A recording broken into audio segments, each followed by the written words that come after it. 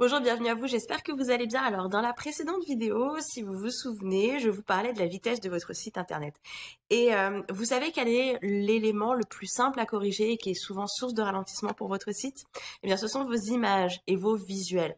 En fait, bien souvent, on commet l'erreur de télécharger des images qui sont beaucoup trop volumineuses et qui ne sont pas optimisées pour notre site, en fait. Et du coup, ça provoque un ralentissement de votre site internet.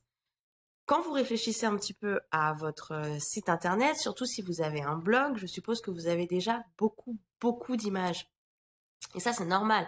Il en faut pour chaque article de votre blog. À chaque fois, vous l'illustrez d'une image en général. Vous avez plusieurs photos sur votre page d'accueil, sur votre page à propos, même sur la page de contact, les pages de service, etc.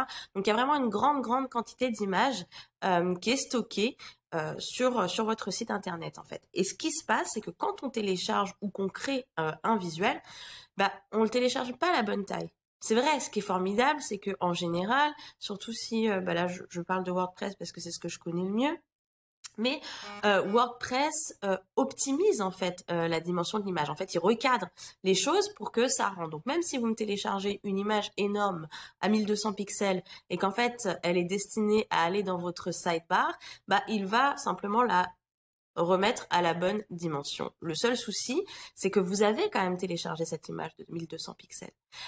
Donc elle est lourde. Alors que si vous aviez dès le départ téléchargé une image à 400 pixels, qui est, pourquoi pas, on imagine la dimension dont vous avez besoin, votre image aurait été moins lourde et elle aurait tout aussi bien fonctionné au niveau de l'esthétisme de votre site internet. Elle n'aurait pas été abîmée, ni pixelisée, ni découpée, ni quoi que ce soit.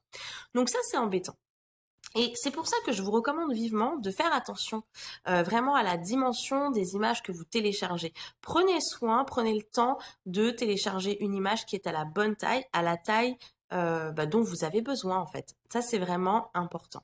Ça permettra au navigateur de faire moins de travail pour chaque image et donc de mettre moins de temps à la télécharger en fait. Donc ça, c'est important. Si vous voulez, si c'est trop tard que vous avez fait la boulette, il n'y a pas de souci. Ce que vous pouvez faire, c'est télécharger un plugin.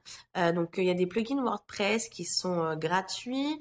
Donc il y a il y a je crois qu'il y en a 3, Optimize, donc qui permet comme ça d'optimiser les images. Vous pouvez aussi utiliser un autre plugin qui s'appelle WP Smudge. Vous pouvez aussi utiliser un outil en ligne qui s'appelle Kraken.io, donc voilà, qui permet aussi de compresser votre photo afin qu'elle soit la plus optimisée possible et qu'elle garde quand même une bonne qualité visuelle, quoi, qu'elle soit pas pixelisée. Donc, je vous invite à faire ça dès aujourd'hui. L'optimisation de vos images et de vos visuels, ça peut vous paraître inutile, ça peut vous paraître être un travail qui représente une perte de temps. Il n'en est rien, c'est vraiment quelque chose que vous pourriez faire aujourd'hui, la chose la plus importante que vous pourriez faire aujourd'hui pour améliorer la vitesse et la qualité de votre site internet. Je vous laisse à votre tâche et je vous dis à très bientôt. Bye bye.